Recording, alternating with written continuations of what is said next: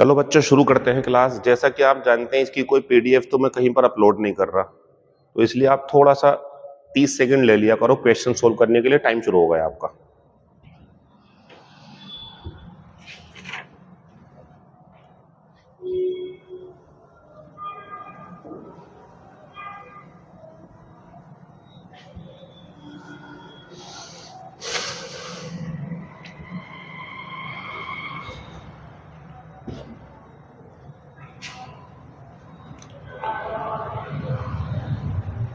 चलिए, अकॉर्डिंग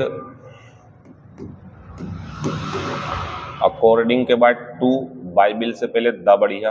पहले पार्ट में कोई गलती नहीं है। बाइबिल के अनुसार इट बढ़िया, इट के साथ में इज बढ़िया, मीक एडजेक्टिव है, हम्बल एडजेक्टिव है। अब मैं आपसे कुछ सवाल करूंगा, ये बताओ हम्बल और मीक एडजेक्टिव है, मीनिंग है इसका मासूम, भोले भाले लोग। दोनों को एक साथ बोल दो, भोले भाले मासूम लोग, विनम्र लोग। अब मुझे एक बात बताओ, ये किसी एक व्यक्ति को बोल रहे हैं कि मतलब तुम हो, you are humble, I am humble, he is humble, they are humble, we are humble. कुछ ऐसे पार्टिकुलर व्यक्ति हैं जिनको बोला जा रहा हो कि मीक और हम्बल है वो। ऐसा होता तो ये नो एरर होता, लेकिन ऐसा है नहीं। ये यूं कह रहे हैं वो सारे लोग जो मासूम हैं इस पृथ्वी पर अधिकार रखेंगे, ये पृथ्वी उनके गुण गाएगी। Inherit the earth. तो वो लोग कौन लोग? वो लोग जो मैं बोलूंगा। अगर मैं आपसे कहूं हमें गरीबों की मदद करनी चाहिए, तो बताओ वी शुड हेल्प पुअर या द पुअर? The poor. अमीर लोगों को गरीब लोगों की मजाक नहीं बनानी चाहिए, तो बताओ poor should not deride, sorry, rich should not deride poor, या the rich should not deride the poor. तो यानी कि सारे जब एडजेक्टिव एक क्लास में लेने हों तो द लगाना बहुत जरूरी है। इस पार्ट में द मीक होगा और यहां भी द हम्बल होगा। बी पार्ट में गलती थी। शैल बढ़िया है क्योंकि बाइबिल में लिखी हुई बात एक सार्वभौमिक सत्य के रूप में काम करती है, और जैसे वो होता है ऐसी लिखते हैं, और ऐसी घटनाएं जो होनी ही हैं उनमें विल शैल एक दूसरे के बदले में यूज हो जाता है, तो कोई टेंशन नहीं है। Inherit the earth. तो मैं आपको बताना ही चाह रहा था कि बाइबिल के अनुसार वो लोग, ऐसे करके समझ लो, गरीब लोग, अमीर लोग, ऐसी मासूम लोग, तो द लगाना जरूरी था। दूसरे पार्ट में गलती है। क्वेश्चन नंबर दूसरा। टाइम आपको दे दिया गया है फिर से 30 सेकंड का।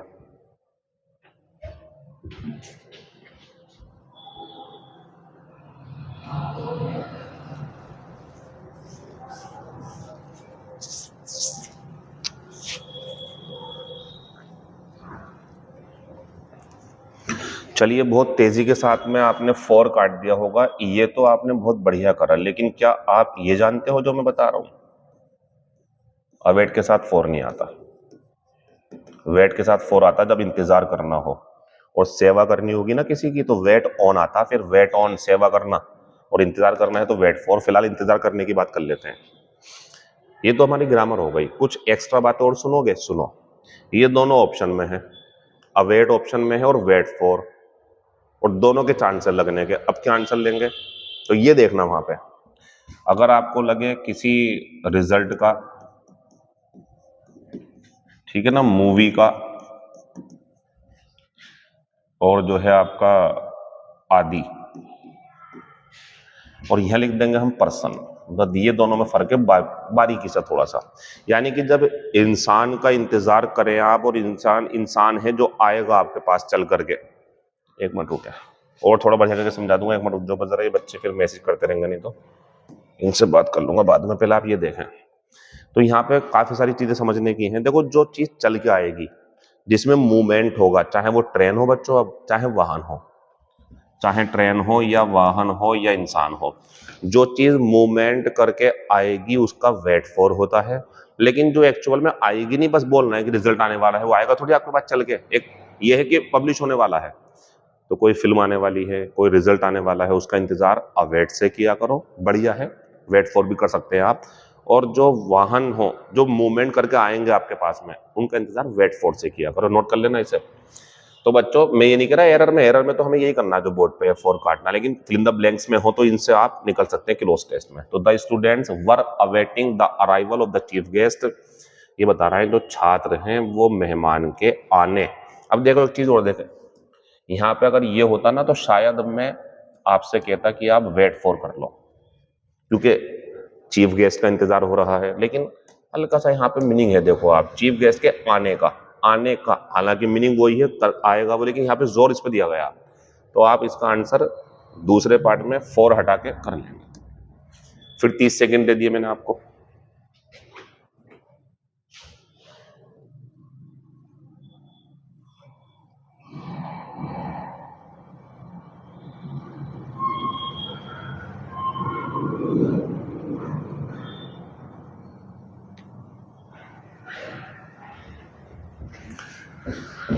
चलिए, व्हेन द डेंटिस्ट कैम इन, जब दांतों का डॉक्टर अंदर आया, मतलब नंबर आ गया होगा उसका जो दिखाने गया है, तो जब वो डॉक्टर अंदर आया, बैठा होगा, इंतजार कर रहा होगा, फिर डॉक्टर आ गया, तो जब डॉक्टर अंदर आया, माई टूथ, किसी को परेशानी हो कि सर दांत तो ज्यादा होते हैं, तो दांतों में दर्द तो कभी कभी एक में भी होता है ना, ज्यादातर 1-2 में होता। बढ़िया है।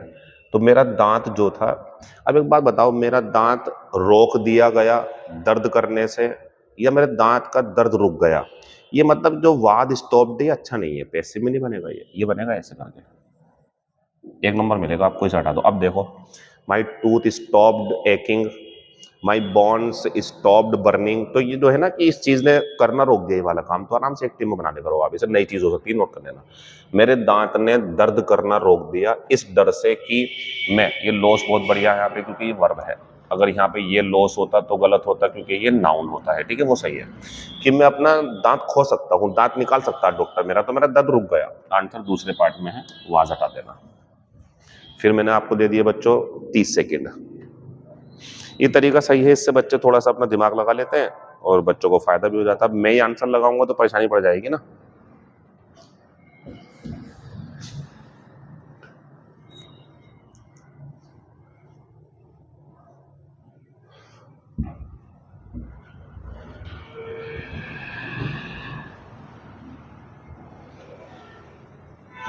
It is the duty of every citizen to do, ये बढ़िया, क्योंकि एवरी सिटीजन है ना, तो प्रत्येक नागरिक का ये कर्तव्य है कि वो अपना पूरा पूरा प्रयास करे to defend the hardly won freedom, का कर दो हार्ड वॉन फ्रीडम।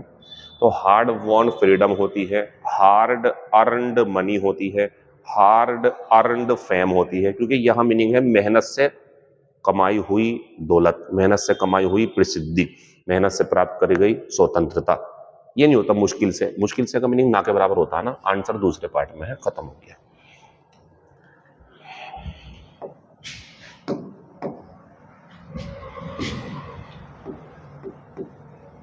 ये क्या हुआ भैया?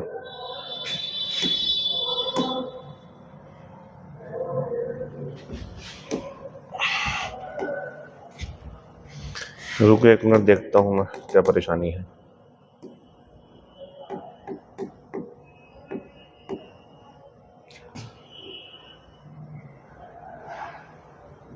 ऐसा क्या हो,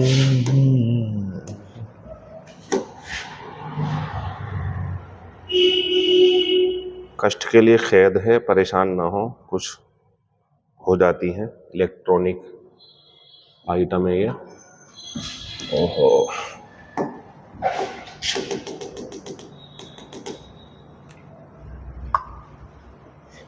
कहीं पर कुछ बैठा हुआ है, दिखाई नहीं दे रहा मुझे, और ये मुझे टाइम वेस्ट लगता है, मुझे इससे थोड़ी सी प्रॉब्लम है, क्योंकि बच्चों का भी कीमती टाइम है ना, बच्चों को भी कुछ पढ़ना होगा।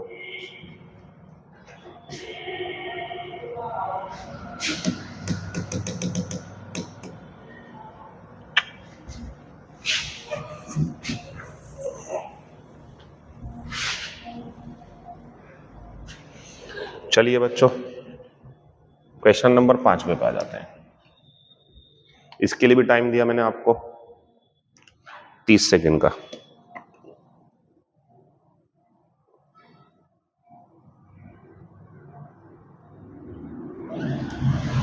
शायद ये आप ना पकड़ पाओ, मैं हेल्प कर देता हूं। देखो बच्चों, एक तो शब्द रिमाइंड, और इसका मतलब होता है याद दिलाना। ये याद करना नहीं होता, याद दिलाना दूसरों को कोई काम करने की। तो इसके बाद में एक पर्सन भी मिलेगा आपको। अभी बात पूरी होने देना, अभी बात पूरी हुई नहीं है। फिर इसके बाद में जो काम याद करने के लिए है, याद दिलाना है आपको, वो टू मेन वर्ब की फर्स्ट फॉर्म से जुड़ जाएगा। और अगर मान लो ऐसा ना हो, ये हो बर्थडे की याद दिलवा देना, शादी की याद दिलवा देना, इस टाइप से नाउन के रूप में, तो बच्चों फिर ऑफ आती है और यहाँ पे नाउन आता है। वर्ब होगी तो टू से जुड़ती है। अब आप देखें तो यू मस्ट, तुम्हें, अब देखो रिमेंबर मी इतना होता तो ये होता तुम्हें मुझे याद रखना चाहिए, मैं तो संतुष्ट हूँ, लेकिन जब मैं आगे गया तो मुझे मिल रहा टू पोस्ट दिस लेटर। तो ये बताओ तुम्हें मुझे याद रखना चाहिए ये लेटर पोस्ट कराने की, या तुम्हें मुझे याद दिलानी चाहिए। बच्चों देखो रिमेंबर नहीं आएगा, यहाँ रिमाइंड आएगा। इसे लगा दो वहां पे दूसरे पार्ट में गलती। तुम्हें मुझे याद दिलानी चाहिए ये काम करना है, मुझे याद दिलवा देना, भूल ना जाऊं मैं। आंसर दूसरा।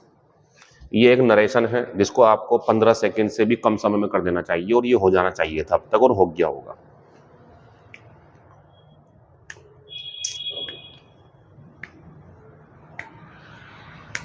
देखो बच्चों यहाँ आप गलती कर गए, यहाँ विद है, यहाँ इन है, गलत हो गया। यहाँ जब आई सब्जेक्ट है, स्पीकर यानी कि नंदली लिसनर है, तो आप पलट कैसे सकते हो, गलत बात है।